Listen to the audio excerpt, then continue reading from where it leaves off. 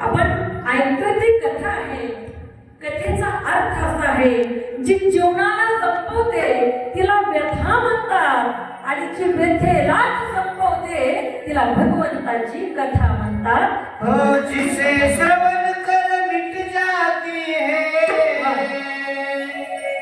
जिसे श्रवण कर मिट जाती है जन्म जन्म की कथा.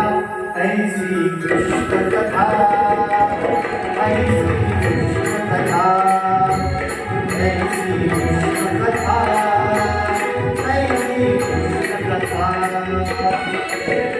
जिसे श्रवण कर मिट जाती है, जिसे श्रवण कर मिट जाती है जन्म जन्म की कथा.